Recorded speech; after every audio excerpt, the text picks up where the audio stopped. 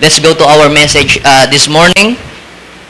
Samahan po ninyo ako sa Luke chapter 19.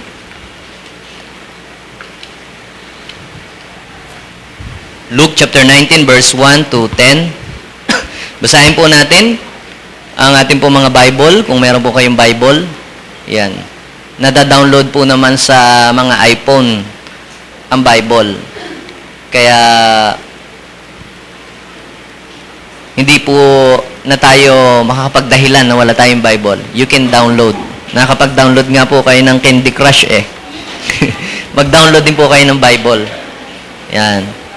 Okay? So, Luke chapter 19, verse 1 to 10. Let us read. So, verse 1. 1, 2, 3, go. Pumasok si Jesus sa Jericho at naglakad sa kabayanan. Doon ay may isang mayamang puno ng publikano na nagngangalang Sakeo. At pinagsikapan niyang makita si Jesus upang makilala kung sino ito. Ngunit siya'y napakapandak. At dahil sa dami ng tao, hindi niya makita si Jesus. Kaya't patakbo siyang nagpauna at umakyat sa isang puno ng sikomoro upang makita si Jesus na nagdaraan doon. Verse 5, pagdating ni Jesus sa dakong iyon, siya'y tumingala at sinabi sa kanya, Sakeo, bumaba ka agad sapagkat kailangan kong tumuloy ngayon sa bahay mo. Verse 6, nagmamadali siyang bumaba at tuwang-tuwang tinanggap si Jesus. Lahat na nakakita nito ay nagbubulong-bulungan. Nakikituloy siya sa isang makasalanan, wika nila. Tumayo si Sakeo at sinabi, Panginoon, ibibigay ko po sa mga dukha ang kalahati ng aking ari-arian.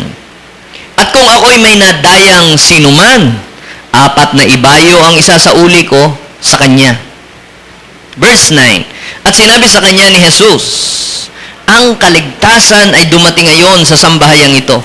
Lipi rin ni Abraham ang taong ito, sapagkat naparito ang anak ng tao upang hanapin at iligtas ang naligaw. Pagpalain ng Panginoon ang pagbasa ng kanyang buhay at banal na mga salita. Ito pong binasa po nating itong kwento na ito na binasa po natin mga kapatid, ito po ay true to life story na nangyari nung panahon po ni Jesus.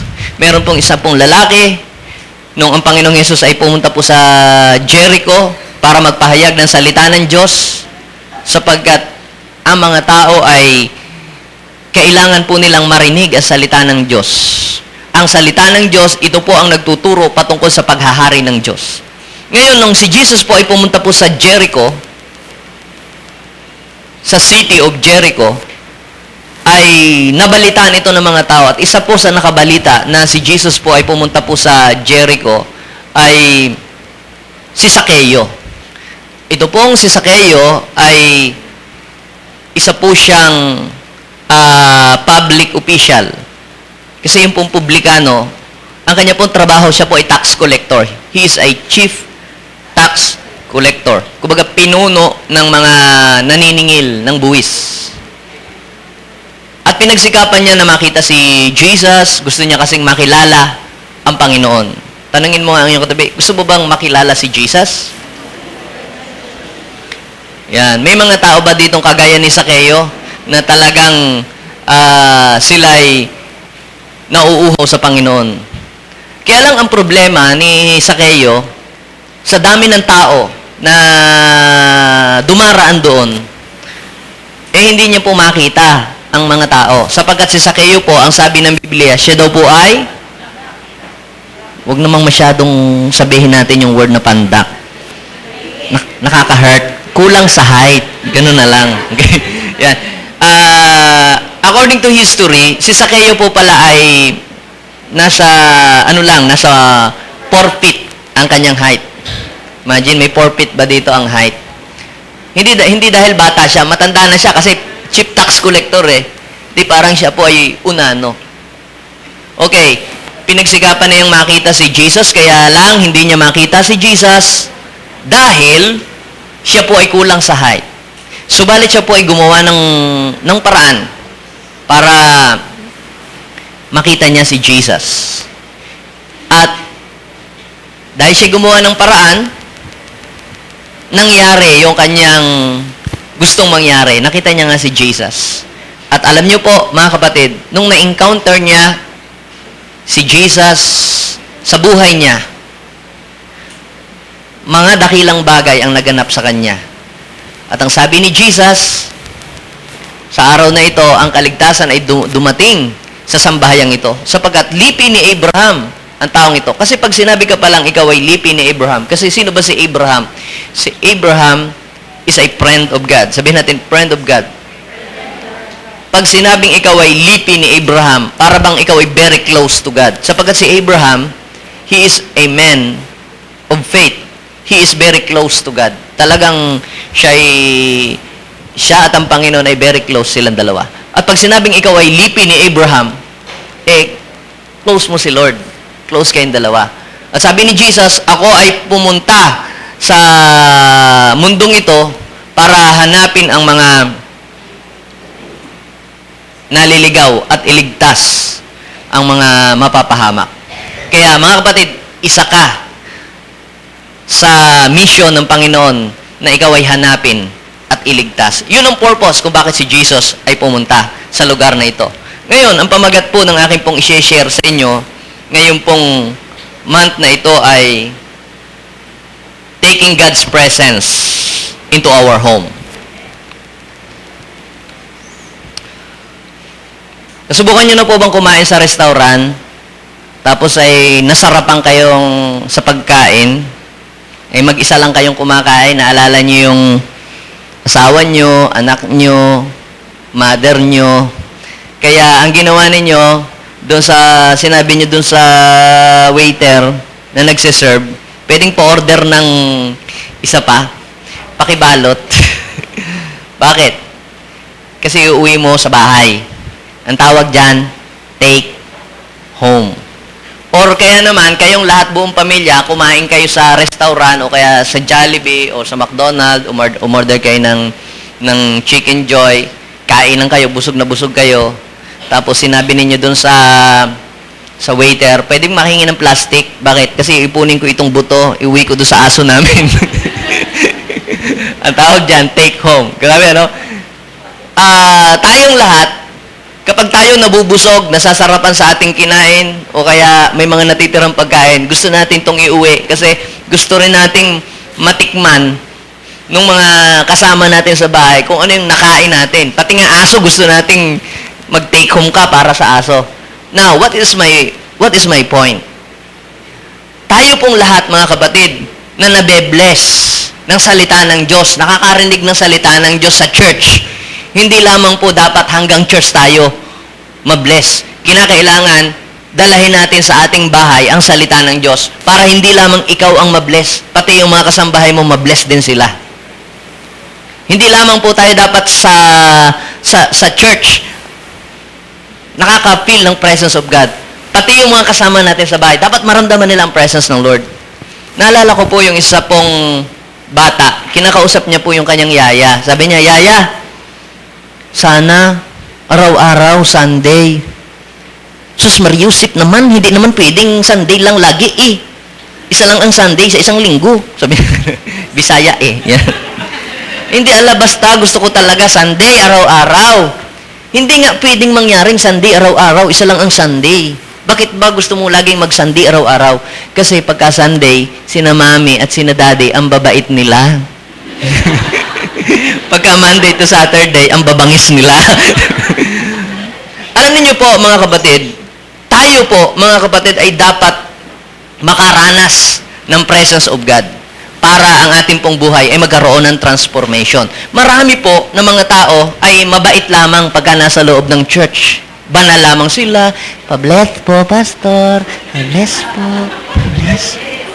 Talaga pong napakabanal. Parang kulang na lang imadasalan mo sila. Parang nampuon. Pwede ka nang magpahid at magpa-bless. Sa sobrang bait, sa sobrang hinhin, sa sobrang banal.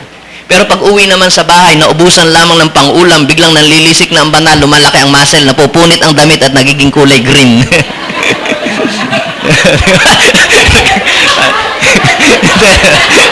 Yeah. Okay lang yun, naka-green ka na eh. Basta wag lang mapupunit ang damit. Nakakita na po kayo ng mga taong ganyan, ano? Nagkukwire sa simbahan, ang babae, tapos paglabas, umuusok ang ilong, naglalasing. Pero pag nasa church, banal. Alam niyo po mga kapatid, gusto kong malaman ninyo that religion cannot change. Sabihin mo sa iyong katabi, religion cannot change. At hindi ka mababago ng pagiging relihiyoso. Dahil ang dami ko na pong mga kamag-anak, they are very religious. Tuwing alas 6, sila po'y nagdadasal. Tuwing linggo, madaling araw pa, nasa simbahan na. Pero pag uwi sa bahay, puto, kutsinta, latik, at mayroong pang lechiplan na nababanggit. Bakit ganon? Nagsisimba naman, pumupunta naman sa church. Pag nasa church ay mabait, pero pag nasa bahay ay napakasungit. Pagka ganon po ang ating buhay, ay relihiyon lang po yan. Yan ang religion. Pero, dito sa ating mababasa mga kapatid, ito pong si Zaccheo, nagkaroon po siya ng divine transmission sa kanya pong buhay nang ma-encounter niya si Jesus. Sabihin natin, divine encounter. Hanggat hindi na i-encounter ng tao si Jesus sa buhay niya, lahat ng pagbabagong mangyayari sa kanya ay pakunyari lamang. Unless na magkaroon ng personal encounter ang isang tao kay Jesus, lahat ng change niya ay panglabas lamang. Hindi totoong pagbabago. Pero kapag ang isang tao ay na-encounter niya si Jesus, gaano man siya kasama, gaano man siya kakasalanan, gaano man ka siya ka-evil ang buhay, ano man ang background ng kanyang buhay, siya po ay kayang baguhin ng Diyos.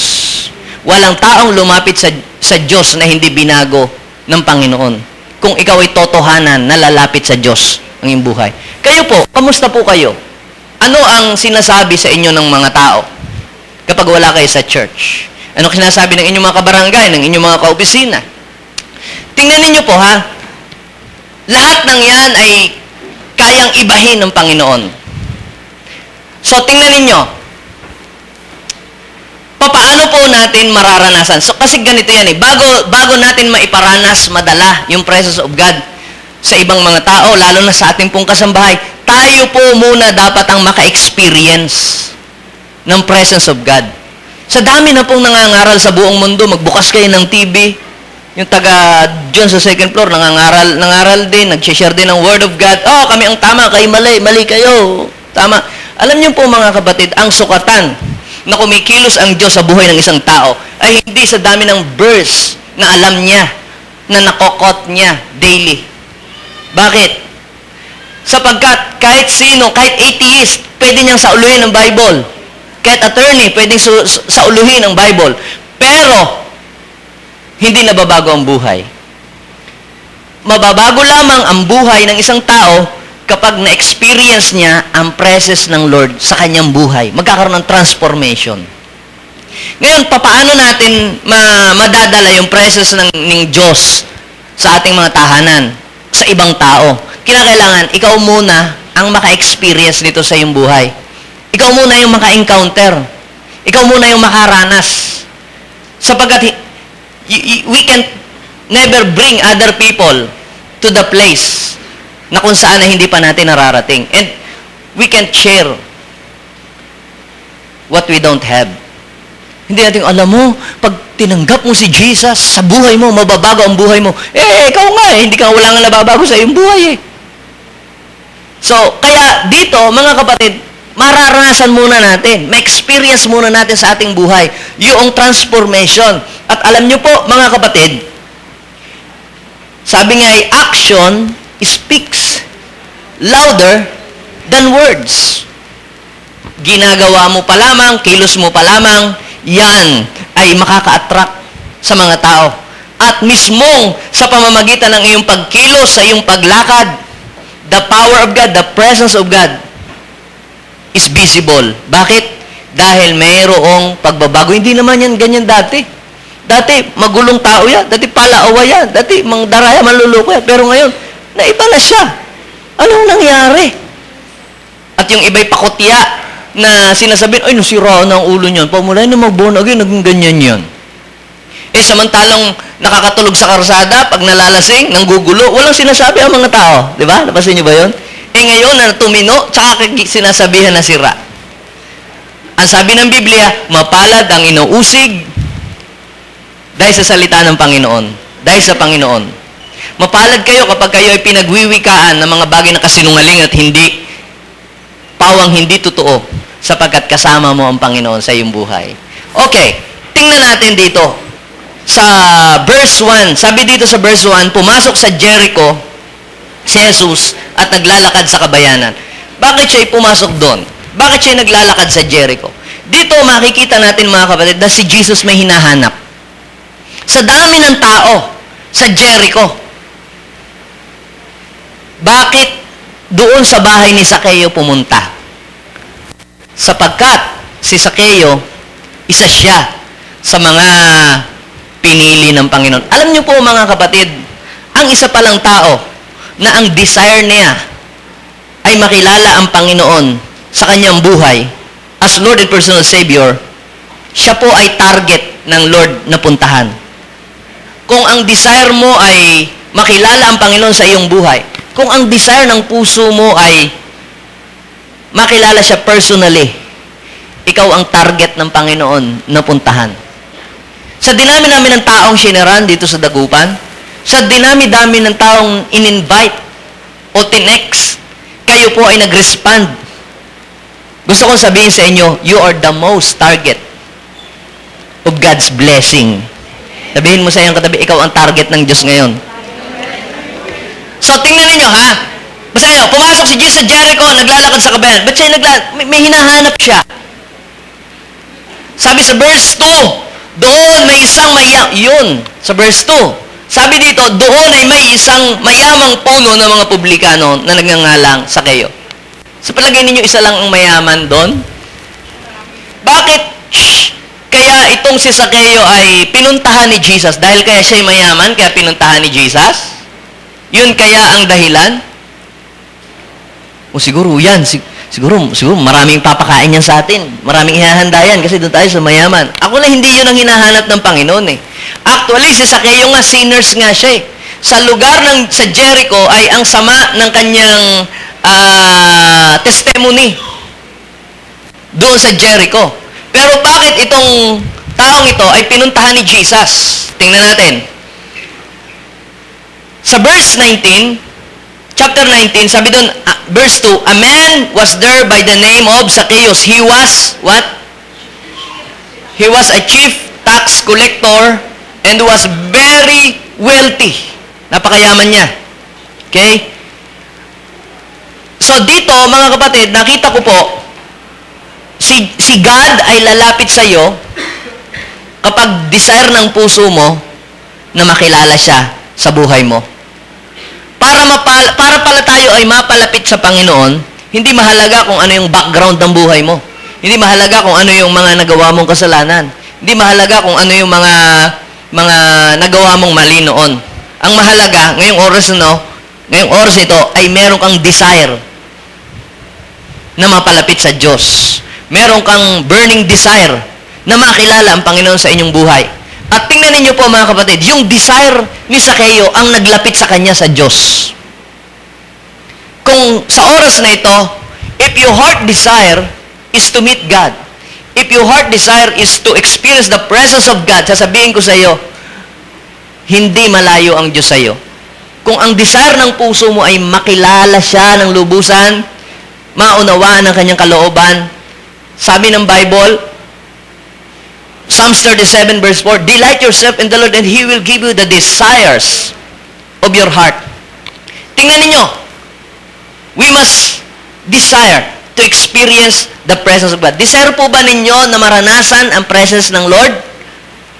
Eh kung nung hindi pa kayo nakakakilala sa Panginoon, ang inyong desire palagi ay makahit-hit, makabatak, makainom ng isang case, makahit-hit ng isang pakete. Yun ang desire ninyo at nangyayari. Kung noon, alam niyo po yung desire, pwede itong magamit sa negative or pwede itong maging positive.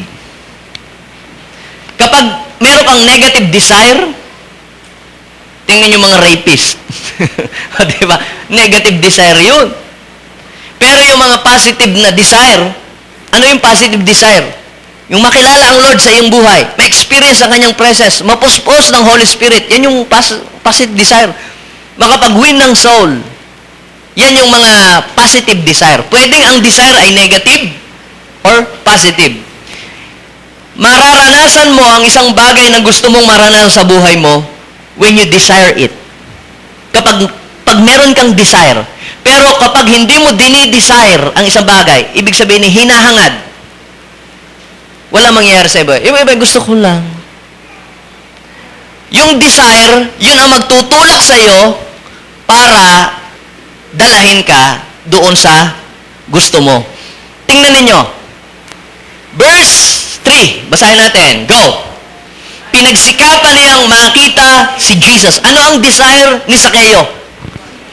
Pinagsikapan niyang makita si Jesus. Bakit gusto niyang makita si Jesus? Para magpa-autograph, para magpa-picture, tapos itatag ko sa Facebook para marami mag-like. Okay? Minsan ganun, di ba? Naalala ko po, nung pong galing kami sa Davao para po sa isang pastoral convention. Yung po palang pinagdausan ng aming convention ng mga pastor ay close friend ni Duterte. Ngayon ay personal doctor niya sa puso. Ngayon, nung siya po ay pumunta doon, nung patatlong araw nung aming convention, nagbigay na ng certificate. Eksaktong pumunta doon. Nagpa-check up si President doon. Nako, yung iba yung mga na-anoint na, nakakuha ng certificate, naglabasan. At habang naroon si Duterte, dumikit at ipinicture na gayaan. Di ba? Yan, di ba?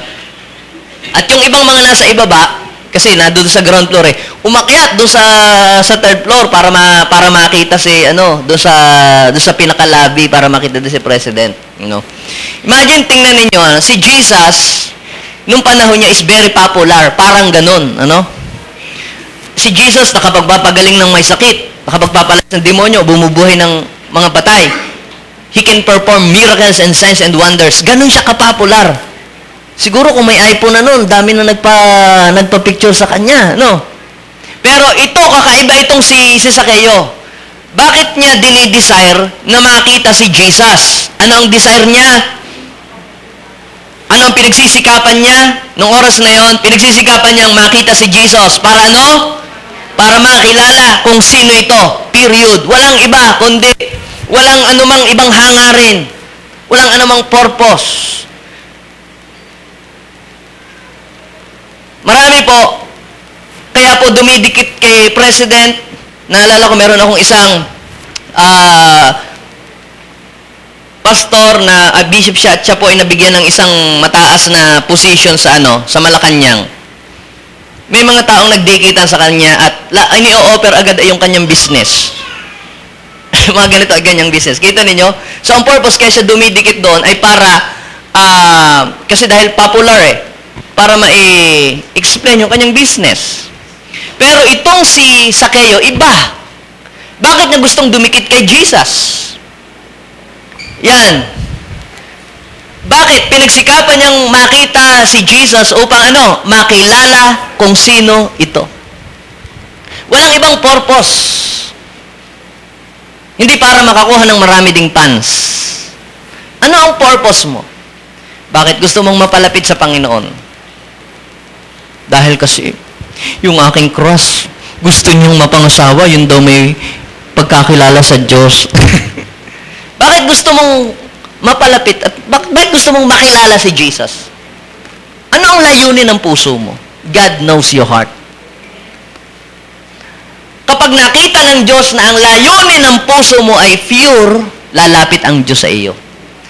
Si Zaccheo, bakit sa dinami-dami ng tao, doon sa Jericho, siya ang pinuntahan sapagkat nakita ng Panginoong Yesus na ang desire ng puso niya ay tama. Sabi po dito, makilala kung sino ito. Pinagsikapan niyang makita si Jesus upang makilala kung sino ito. Period. Walang ibang layunin upang makilala si Jesus. Yung iba po, kaya lamang naman po, wala naman dito. Napunta sa church kasi magre-recruit sila ng kanilang, ito herbal-herbal o herbal-herbal. Kaya napunta lang sa church. Kaya nadikit sa mga politikong kasi ito, ma-impluensya ito para ano. Pagka ganoon, sa halip na ikaw ay mapalapit sa iyo, ang Panginoon, lalong-lalayo kasi iba ang iyong layunin, ibang hangarin ng puso mo. Pero itong si Zaccheo, pinagsikapan niyang makita si Jesus upang makilala kung sino ito. Period. Wala nang ibang dahilan. Gusto ko makilala lang si Lord. Ngayon ba, kaya napunta po sa church, hindi para makilala si Lord. Naghahanap lang mauutangan nyo. Wala naman dito nun. Doon lang sa second floor. Yung iba kaya lang napunta sa church, ang dahilan, kasi para hindi mautusan sa bahay, pupunta lang sa church. At least libre sa gawain sa bahay. Pero kapatid, it's about time na maitama natin ang ating pagpunta sa church. Bakit tayo pumupunta? Sana maging kagaya tayo ni Zaccheo na ang ating layunin, kaya tayo pupunta sa Panginoon, lalapit sa Panginoon, gusto nating makita ang Panginoon ay upang makilala kung sino ito. Kaya lamang, itong nakita ko dito, yung next sentence na sinabi, ngunit siya ay napakapandak. Kulang daw sa height. Huwag naman daw mo sabihin yung napakapandak. It hurts. Yan. Ngunit siya ay napakapandak at dahil sa dami ng tao, hindi niya makita si Jesus. Pansinin ninyo, no? Gusto niyang makita si Jesus para makilala niya, kaya lang may problema. Anong problema? Una, kulang siya sa height. Kulang sa height. Yun ang unang problema. Problema sa kanya. Physical. Pangalawa, maraming tao. Sa Jericho, matatangkad ang tao. Matataas ang mga tao doon nung araw. Naalala nyo ba nung mag-report yung mga spy? Galing doon sa Jericho? Nag-report yung 10 spy. Naku, hanggang tuhod lang tayo. Malalaki pala sila, mga higante. Nung panahon ni Joshua yon. Tingnan ninyo, kulang siya sa height at sa dami ng tao, hindi niya makita ang Panginoon. Parang nung pagka po April, meron ho ditong mga gilon-gilon, yung Bangos Festival. Ang dami yung umaakyat dito. Pagka po yung, yung yung street dancing. Akyatan po sila dito. Pati mga taga-riyan, nakikiusap sa akin, pwede po ba, Pastor, Sabi ko, pati sa Sunday, pumunta rin kayo. Pupunta manonood ng street dance kasi, pag sila nandito sa taas, kitang-kita niyan yung mga nasa sa baba na dumadaan. Tapos magpipicture pa sila. Pag nandun ka sa baba, hindi mo makita yung yung mga sumasayaw. Alam niyo po, itong si Zaccheo, ganun. Sa dami po ng tao, hindi niya makita yung pagdaan ni Jesus. Kaya ano po ang ginawa ni Zaccheo? Uwi na lang ako. Kulang ako sa height. Hindi ko naman makikita si Jesus. Wala rin. Sa bahay na lang ako. Panuorin ko na lang sa YouTube kung ano yung mga nangyari. Di ba? Minsan ganun, Ayaw na natin pumunta sa... Umaambo naman, wag na lang. Sa YouTube na lang ako makinig. Sa YouTube na lang ako manood. Di ba? Iba rin naman yung live, di ba? Tingnan ninyo, ano po ang ginawa ni Zaccheo? May problema sa kanya, may problema sa paligid niya, pero ang tao po, mga kapatid, na merong desire, gumagawa ng paraan. Sabihin mo sa iyong katabi, gumagawa ng way. Kung talagang gusto mong makilala ang Panginoon, kung ang desire mo ay makilala si Jesus, personally sa iyong buhay, ikaw ay gagawa ng paraan. Gumawa siya ng way. Anong ginawa niya? Ang sabi po dito sa verse 4, kaya't patakbo siyang nagpauna at umakyat sa isang sycamore para makita si Jesus na nagdaraan doon. Tamo, nag-effort siya Meron tayong kasabihan, kapag gusto, may paraan.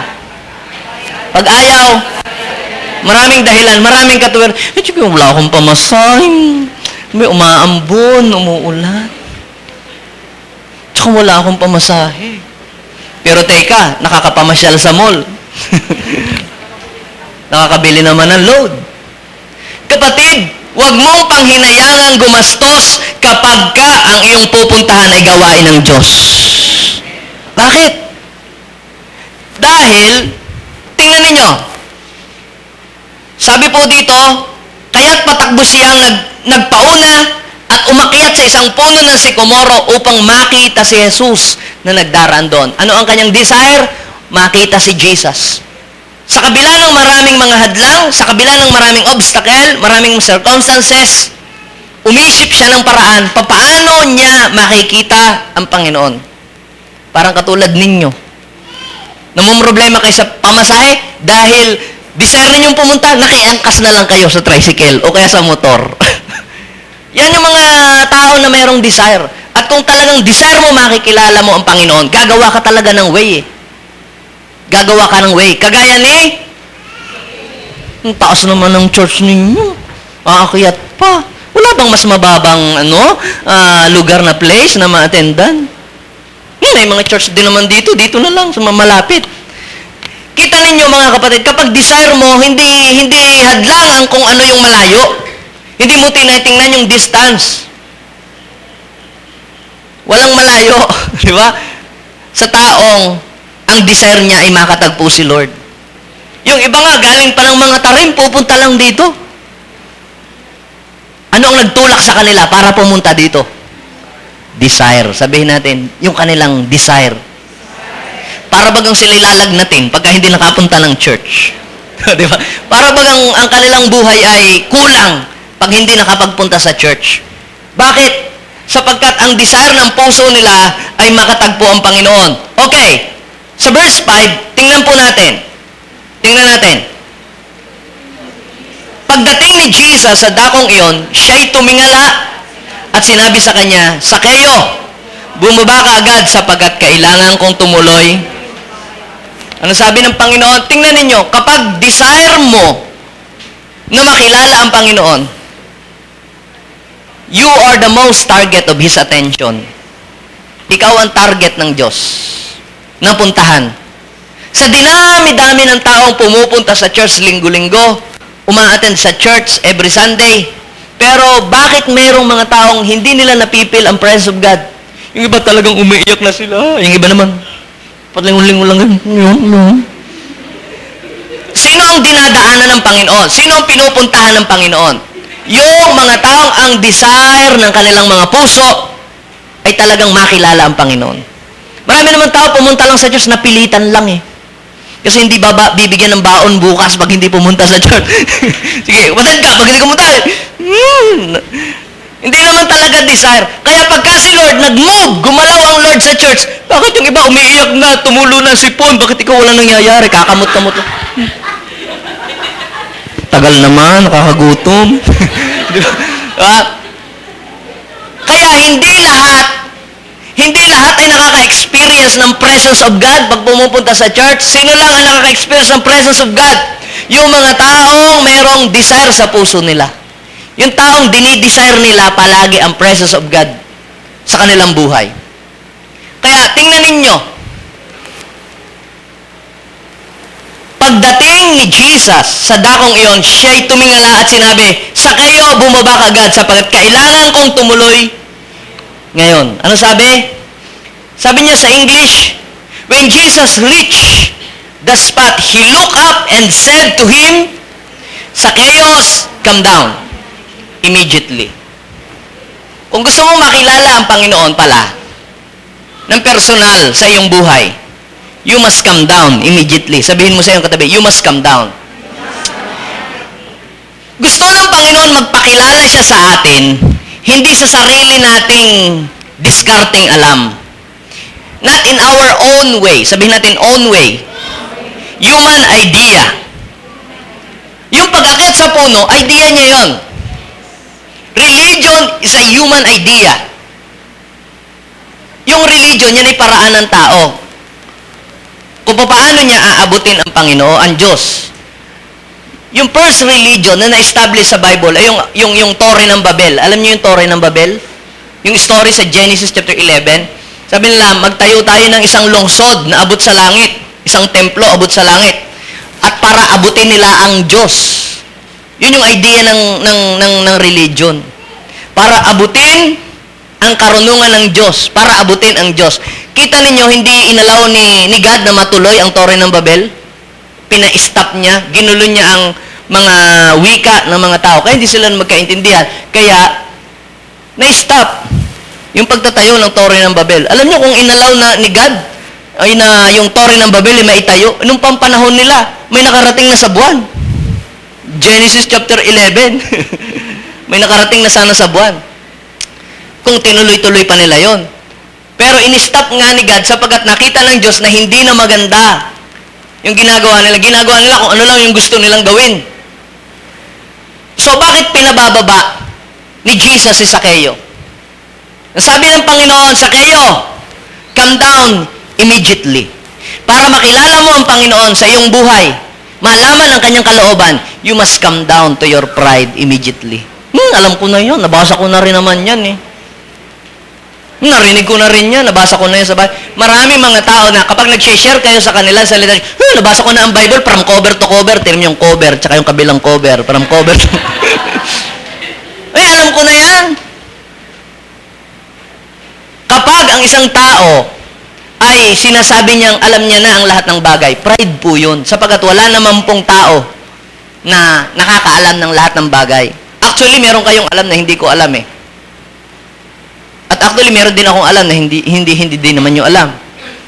Kaya walang taong alam niya na ang lahat ng bagay. Kaya hindi natin po pwedeng sabing alam na natin. Kahit narinig na natin, kailangang pakinggan pa rin natin. Bakit? May mapupulot pa rin tayong maganda. May mga bagong mensahe pa rin tayong mapupulot. Kaya lang pag ang isang tao ay sinabi na niya, ay alam ko na yan. Mas magaling pa ako dyan. May mas marunong pa ako dyan. Pride po yun. At dahil doon, hindi magpapakilala si Lord sa iyo. Magpapakilala lang ang isang tao, ang Diyos sa isang taong mapagpakumbaba. Kahit nakikita po sa seminaryo, marami ka pa rin hindi alam. So, tingnan niyo, sabi ng Lord, Zaccheo, come down immediately. Bakit pinabababa ni Jesus si Zaccheo? Sapagkat ang sabi ni Jesus, ano sabi ni Jesus? Next year, I will visit your house. Or next week, or tomorrow. Ano sabi ni Jesus? Today, I must stay. Hindi niya sinabing, because I will visit. I will drop by. Ang sabi ni Jesus, today, I must stay at your house. Tatanungin ko po kayo, ano pong gusto ninyo? Dumaan lang si Jesus sa inyong bahay o mag-stay sa inyong bahay? Ang sabi ni Jesus, Jesus want to stay in our house. Gusto ng Panginoon na mag-stay siya sa ating bahay, hindi lang sa ating bahay, sa ating buhay. Gusto niyo po ba? Ngayon ang tanong, what will happen when we welcome Jesus in our home? Di ba sabi, today, I must stay at your house. Gusto ko malaman ninyo mga kapatid, na ang Diyos ay hindi pang simbahan lang. Sabihin mo sa iyong katabi, ang Diyos ay hindi pang simbahan lang. Huwag nating limitahan ang Diyos sa apat na sulok ng building na ito o doon sa ating simbahang kinagisnan na nandun ang Diyos. Bakit ganyan? Pag may cross, wala ang Diyos. Hindi ganon. Hindi natin dapat limitahan ang Diyos sa isang lugar lamang. Actually, mga kapatid, ang gusto ng Panginoon, pumunta siya sa ating mga tahanan. At pansinin natin, sabi ni Jesus, today I must stay at your house. At ano ang mangyari kay Zaccheo nung winelcome niya si Jesus sa kanyang tahanan? At ito ang mangyayari sa pamilya ninyo, sa tahanan ninyo, sa bahay ninyo, sa buhay ninyo. The moment na winelcome mo ng totohanan si Jesus sa mga tahanan ninyo. Welcome ba si Jesus sa tahanan ninyo? Sabi ng Revelation chapter 3, verse 20. Jesus is standing at your door. And He is knocking. If anyone, sabi niya, if anyone hears my voice and open the door, I will come in. So tingnan ninyo, ang Panginoon ay humahanap ng mga taong handang buksan. Ang Panginoon ay humahanap ng mga tahanang bukas para sa Kanya. At gusto siyang i-welcome. Ang tanong, may mga tao bang kagaya ni Sakeo sa lugar na ito? So tingnan natin, ano sabi? Sa verse 6, 1, 2, 3, go, basahin natin. Nagmamadali siyang bumaba at, sabihin natin, tuwang-tuwa. Sabihin natin, tuwang-tuwa. Masayang-masaya. Tingnan ninyo ha, nagmamadali siyang bumaba at tuwang-tuwang tinanggap si Jesus. Sabi natin, tinanggap si Jesus. Paano kaya niya tinanggap si Jesus? Ano kaya ang expression ng kanyang mukha? Paano ko kaya halimbawa, biglang bumisita sa inyo si President sa inyong bahay? Namu, nalulungkot ako. Pinuntahan yung bahay namin ng presidente. Nakakalungkot. Kapatid, baka ikaw ang pinakamasaya sa inyong barangay. Yan yung mga kasamahan ko, nakapagpa-picture lamang, talagang masayang-masaya eh. Ang tao ay parang kulang na lang, makalunok siya ng tren sa lakas ng laki ng... sa sobrang saya. No?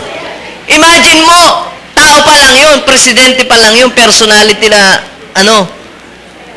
hindi may aalis sa atin na maging masaya. Ay how much more kung si Jesus, hari ng mga hari, Panginoon ng mga Panginoon na nagbigay sa iyo ng buhay. Winelcome mo sa iyong puso, sa iyong tahanan. At kapag winelcome mo siya sa inyong tahanan, sa inyong bahay, you will experience a real joy. Sabihin mo sa iyong katabi, real joy. Real joy. Bakit? Tingnan ninyo, no amount of money, no amount of riches and wealth can satisfy our heart. Pansinin nyo, ang dami na niyang kayamanan ha. Siya na ang pinakamayaman. Isa sa pinakamayaman sa Jericho. Pero bakit? Tingnan po ninyo, ano pa bang hahanapin ng taong ito? Nasa kanya na lahat. Hindi siya napasaya nung yaman na meron siya. Dito, pinakita sa atin mga kapatid na kahit marami kang kayamanan, marami kang pera, material, hindi po niyan kayang punan yung vacuum sa puso ng tao. Na-share ko po sa inyo, sabi ng isang great mathematician, na sabi ni Blaise Pascal, ang heart ng tao ay merong vacuum na walang makapagpupuno ng vacuum na yon, hindi kayamanan, hindi mga material na bagay dito sa mundo. Ang tanging makapagpupuno lang ng vacuum or space sa puso ng tao ay walang iba kundi ang Diyos. Kaya kahit si Sakeo, mayaman, maraming pera, chief of tax collector, pero mayroong kulang sa kanyang buhay. Hanggat hindi mo wini-welcome si Jesus sa buhay mo at pinapaupo sa trono ng puso mo, ang puso mo ay mananatiling kulang at walang laman. Kaya dito, mga kapatid, sabi sa Biblia, siya po ay tuwang-tuwa, nagmamadali, na bumaba, at tinanggap si Jesus. Sa verse 7, basahin natin, lahat ng nakakita nito ay nagbubulong-bulungan. Uso na rin pala sa kanila yung chismis noon. Kala natin ngayon lang, Lahat ng nakakita nito ay nagbubulong-bulungan. Ano sabi ng mga tao? Nakikituloy siya sa isang makasalanan. Wika nila. Pansinin ninyo, Dito, hindi tinitingnan ni Jesus kung anong klaseng tao ka o pagkatao meron ka. Si Jesus, hindi niya tinitingnan, uy, naku, ayokong pumunta sa bahay na yan, baka masira yung pangalan ko pag pumunta ako dyan, yung pagiging King of King ko at Lord of Lord. Pansinin ninyo, mga kapatid, Jesus, look at the heart. Ang Panginoong Hesus ay tumitingin sa puso ng bawat isa atin na handang kumilala sa Kanya. Yes, siya ay sinners. Bakit siya ay sinners? Siya ay naging sinners dahil wala sa Kanya ang presence ng Lord. Kaya, siya ay hinahanap ng Panginoon at gusto siyang puntahan. Pansinin ninyo, nakikituloy siya sa isang makasalanan. Alam niyo po, ang gustong-gustong puntahan ng Panginoon, alam niyo kung sino? Yung mga taong makasalanan na handang mabago ang kanilang buhay. Kaya sabihin mo sa iyong katabi, isa ka doon. Sabi ng Biblia, walang matuwid, wala kahit isa.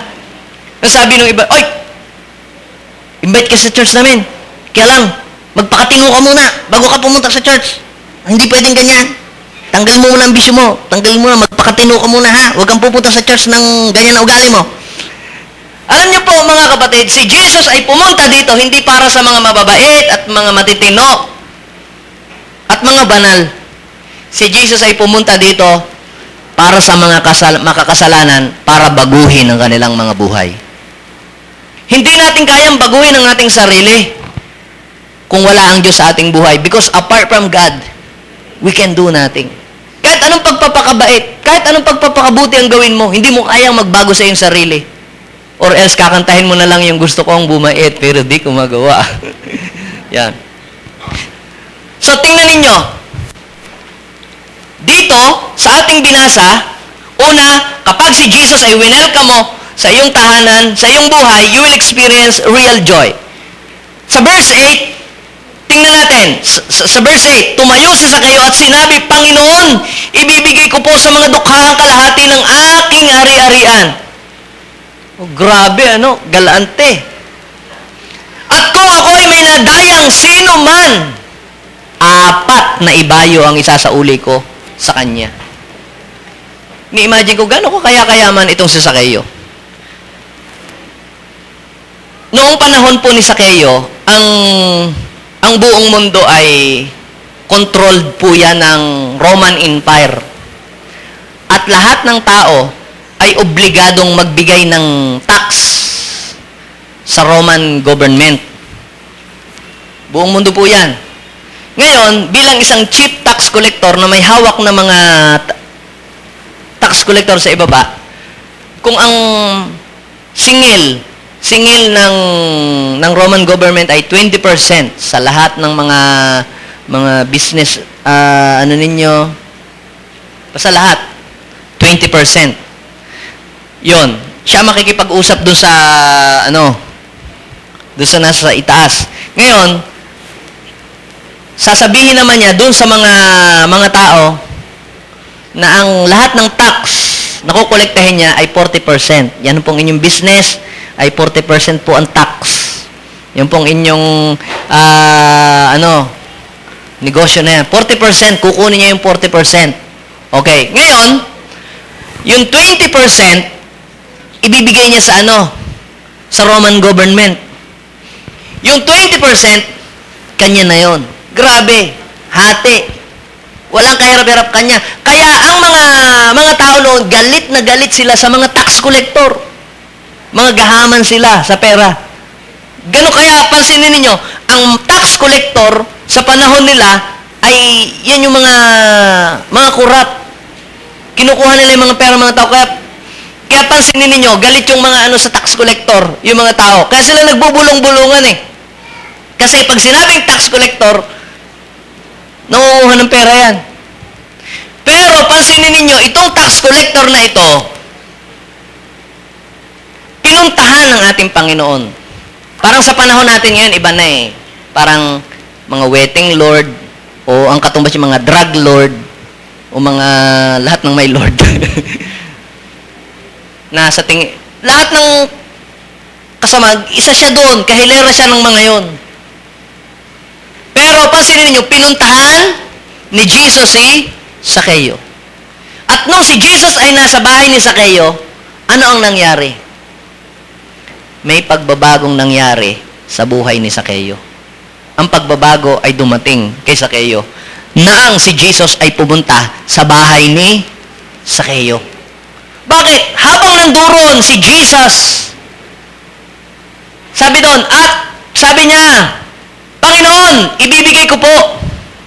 Sabi, tumayo si Zaccheo. Sabi niya, tumayo si Sakeo at sinabi, Panginoon, ibibigay ko po sa mga dukha ang kalahati ng aking kayamanan. Pansinin ninyo, no? Dito makikita natin po yung conviction. Sabihin natin, conviction. Siya ay nagkaroon ng conviction na, teka muna, hindi tama itong aking ginagawa. Nabuksan, na-enlighten siya. Mali itong ginagawa ko. Yung mga tao, nahihirapan na sa pagtatrabaho nila. Nag-aani sila. Nagbubukit. Tapos ako, kinukuha ko lang yung mas malaki ang kaparte. Alam niyo po, sabi ni Sakeo, Lord, kalahati ng aking ari-arian, ibibigay ko sa mga taong yan. Ang tawag po diyan ay act of repentance. Ang tunay na repentance, mga kapatid, hindi lang say sorry. Lord, I'm sorry. Nagkasala po ako. Hindi po ganun ang repentance. Ang repentance, mga kapatid, yan po ay change of action. Babaguhin mo ang iyong mga ginagawa. Marami po pupunta sa church, lalakad ng paluhod, magdadasal, magsisisi. Pagkatapos, gayon uli. Pagkamahal na araw, magpipinitensya. Tapos pagka kinabukasan, manghuhold up na uli. Next year uli. Hindi ho repentance yon. Ang tunay na repentance ay hindi lamang po yung ikaw ay nagsosorry kay Lord. I'm sorry, Lord, for the things I made. Kundi, pagkatapos mong aminin ang iyong mga pagkakamali, ay babaguhin mo ng iyong kilos. Hindi mo na uli gagawin yung iyong mga ginagawa dati. So, tingnan ninyo po, mga kapatid, ha? Ang tunay pong pagbabago ay darating kapag mayroong totoong pagsisisi. Sabihin natin, real change. Ang totoong pagsisisi po ay hindi lamang yan, it is not just say sorry. Ang true repentance po, ito po ay change of mind. Sabihin natin, change of mind. Dati ang kanyang isipan ay lamangan lang ang kanyang kapwa, kumita malaking pera, pero inaagaw niya yung yaman ng mga tao. Pero nabago yung kanyang isip nung si Jesus ay punta sa kanyang bahay. Pangalawa po, change of action. Sabihin natin, change of action.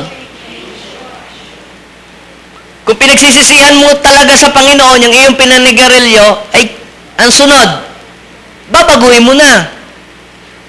O kaya paglalasing, pag pinagsisihan mo yan sa Panginoon, babaguhin mo na yung sarili. Yun po yung tinatawag na true repentance. Change of attitude. Hindi ka lamang mabait dito sa church. Kailangan sa bahay, kahit saan ka pumunta, nakikita sa iyong buhay na ikaw'y binago ng Panginoon. Marami po nagsasabi na sila po ay magbabago. Marami pong tao na kapag po nasa kagipitan, sila po ay nagbabago. Bumabait pag nasa kagipitan. O kaya naman, bumabait pagka meron ng sakit at karamdaman. Pero pagka wala na yung sakit, okay na uli, nabalik uli yung dating ugali. Hindi ho yun ang tunay na pagbabago. Ang tunay na pagbabago, may pera ka man o walang pera, ikaw ay kagaya na ni Kristo.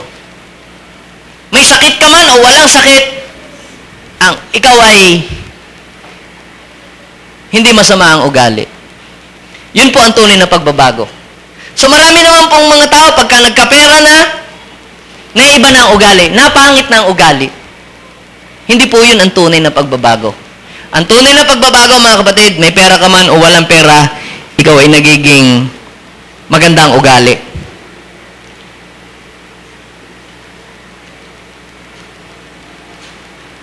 Alam niyo po, mga kapatid, ano man po yung pagkatao meron tayo. Maaring tayo ay sa ating mga kapaligiran, marami na silang mga sinasabing negative patungkol sa atin. Pero ano man yung kanilang sinasabing yun, may pag-asa pa tayong maayos yun kung i-welcome natin si Jesus sa ating buhay. God will transform your life. Sino po ditong gusto niya ng transformation? Ano ang kailangan? I-welcome lamang natin si Jesus. Kaya sabi dito, at kung ako'y may nadayo ng sino man, 4 na ibayo ang isasauli ko sa kanya. Ito po ang act of repentance. At ang tunay na pagbabago, yan po ay darating lang sa buhay ng tao kapag siya'y nagsisi at isinorender niya ang kanyang buhay sa Panginoon. Nung kami po ay pumunta nasa Davao, actually, talagang yung pagpunta ni Presidente, divine appointment. Hindi naman siya napapunta lang doon, siguro pinadala ni Lord. Nag-speak siya nung huli. At ang kanyang isinare is about sa change.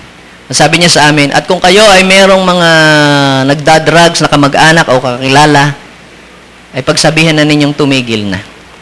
Dahil pag hindi siya tumigil, mamamatay talaga. Oo, totoo yun. Sapagkat sa Philippines ngayon ay meron pong war. War for change against drugs.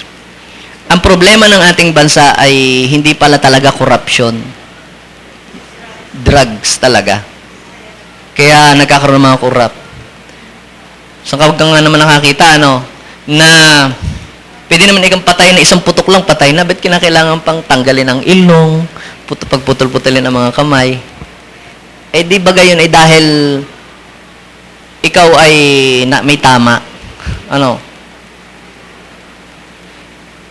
Kaya masisira talaga ang ulo. Kaya mga kapatid, sabihan ninyo ang inyong mga kakilalang ganito. May pagkakataon pa para magbago. Sumurrender. Yung church natin sa lahat ng mga sumurrender sa pulis, sa mga nandoon sa ating church sa Las Piñas. Grabe nila, 200 sila doon. Pumunta sila sa church. Alam niyo po mga kapatid, kahit sa rehabilitation ka pumunta, hindi ka mababago. Kahit pa sa ang rehabilitate, magpa-rehab ka, hindi ka mababago. Dahil ang salita ng Diyos, ang presence ng Diyos, yan lang ang makapagbabago sa buhay ng tao. Kahit pa ikay ikulong sa bilibid, hindi mababago ng kulungan ng rehas na bakal ang isang tao. Bakit? Sa bilibid, tumitira din sila doon Are you with me? So, hindi yun. Ano ang susi para mabago ang isang tao? Presensya ng Diyos. Kinakailangang makatagpo ng isang tao ang Diyos. Hindi yung kulungan. Hindi yung bilibid dyan ang makakasolve sa problema.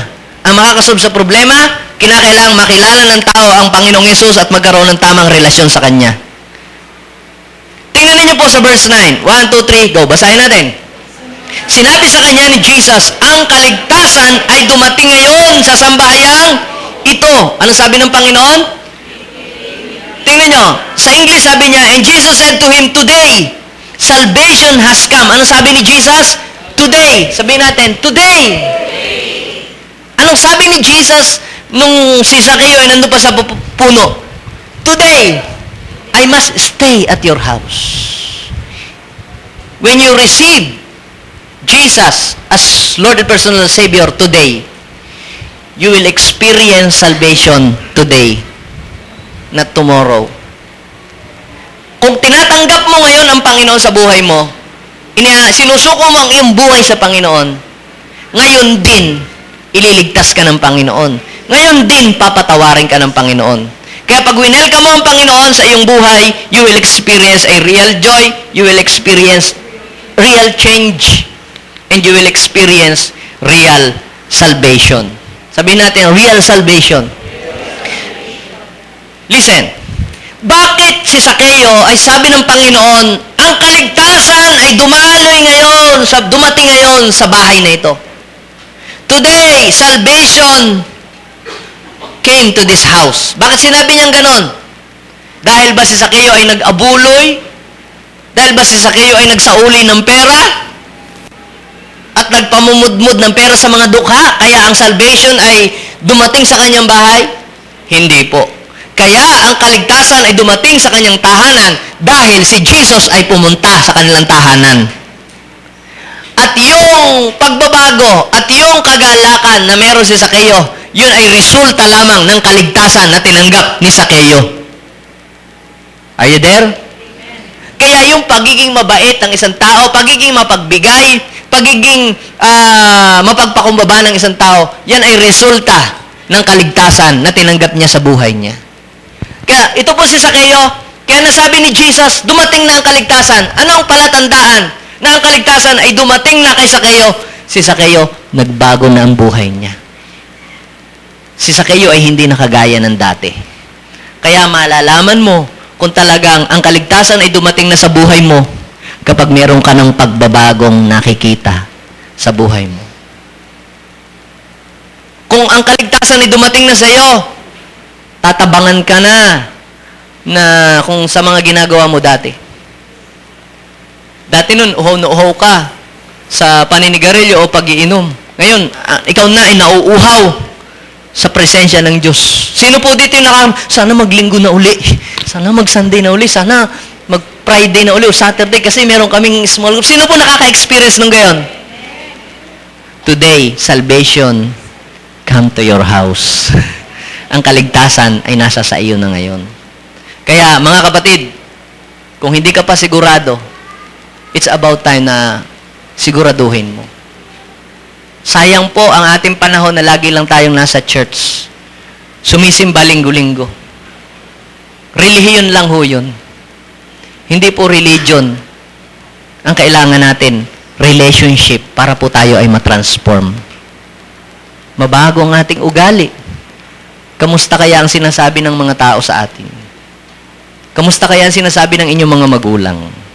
Kamusta ka kaya sa school? Kaya, mga kapatid, i-desire natin na makaranas tayo ng pagbabago. Sino po ditong gusto niya na magkaroon ng transformation sa buhay niya? Magkaroon ng pagbabago sa buhay niya. Ang kailangan niyo pong gawin, i-welcome si Jesus sa inyo pong buhay.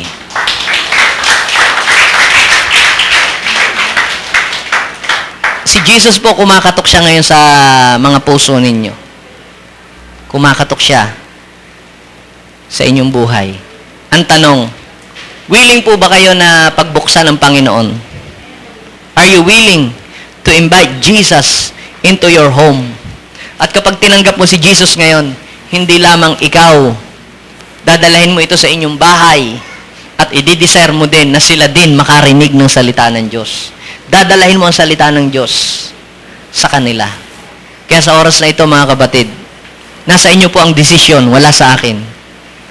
Buksan mo ang iyong puso at anyayahan mo si Jesus sapagkat gusto niya today, hindi tomorrow, hindi next year. Sabi ni Jesus, today, I must stay at your house. Kapatid, let's take the presence of God into our home. Hindi lamang po tayo, kundi pati ang ating mga mahal sa buhay, maranasan po nila si Jesus. Hilingin natin sa Panginoon ang tunay na pagbabago. Hilingin natin sa Panginoon ang kanyang pagkilos sa ating buhay. Kahit po kayo ay nandyan sa upuan ninyo, pwede po kayong patagpuin ni Lord. Pwede nyo pong maranasan ang Diyos sa inyong pong buhay kung kayo po ay nauuhaw sa Kanya. Hilingin natin sa Panginoon ang Kanyang pagkilos. Milos ka, Panginoon, sa aking buhay. I want to experience your presence, Lord. Pwede mo sabihin sa Kanya, Lord, I am tired sa paulit-ulit na mga kasalanan. I am tired, O God, sa mga habits, paulit-ulit. Magkaroon tayo ng kauhawan sa pagbabago. Sa oras na ito, God is willing to stay in your house, in your family. I-welcome mo siya. Oh, Jesus.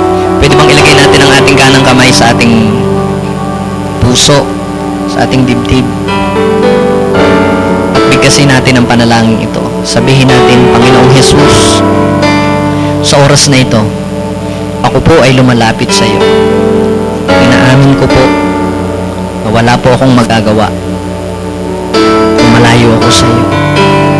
Panginoon, inaamin ko po na ang aking buhay ay kulang.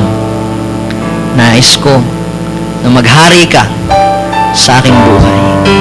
Tinatanggap kita sa puso ko bilang aking tagapagligtas. Tulungan mo po ako, Panginoong Jesus, na baguhin ang aking buhay. Hindi ko po kaya magbago na mag-isa. Kailangan kita, Panginoong Jesus, sa aking buhay. Mula sa oras na ito, Panginoong Jesus, inihahandog ko sa iyo ang aking buhay. Gamitin mo ako bilang pagpapala sa mga tao na hindi pa nakakakilala sa iyo. Gamitin mo ako, Panginoon, upang maibahagi ko sa kanila ang kaligtasan na aking tinanggap ngayong oras na ito. Salamat po sa kaligtasan at sa buhay na walang hanggan na aking tinanggap ngayong araw na ito. Ito po ang aking dalangin sa pangalan ni Jesus. Amen. Ako na lang ang magpe-pray para sa inyo. Father, I pray right now, Lord, naway merong mga taong kagaya ni Sakeo sa lugar na ito na magbubukas ng kanilang tahanan upang ang iyong mga salita ay mapag-usapan sa kanilang mga bahay. Lord Jesus, magbukas ka ng mga tahanan para sa mga small group, para sa pag-aaral ng iyong salita. And Lord, I declare transformation, divine transformation to those people who will open their house for your word. I declare open heaven for those people who will open their house to welcome your word. Hayaan mo po, Panginoon, na magkaroon ng divine transformation. I speak God's protection sa lahat ng mga taong tumanggap at nanampalataya sa iyo ngayong oras na ito. Lord, send your legions of angels to guide them, to protect them, and let the power of God flow in their lives. Lahat ng gawa ng kaaway sa kanilang buhay, patuloy namin itong pinuputol ngayon in Jesus' name. And I speak life sa kanilang mga buhay. Lord, I speak transformation sa kanilang buhay. Lord, iparanas mo sa kanila ang iyong kapangyarihan na hindi pa nila nararanasan. Ang kauhawan sa puso nila ay maghari. Patuloy ka magpakilala sa mga tao na pumupunta sa lugar na ito. This is our prayer in Jesus' name. Amen. Palapakan po natin ang Lord.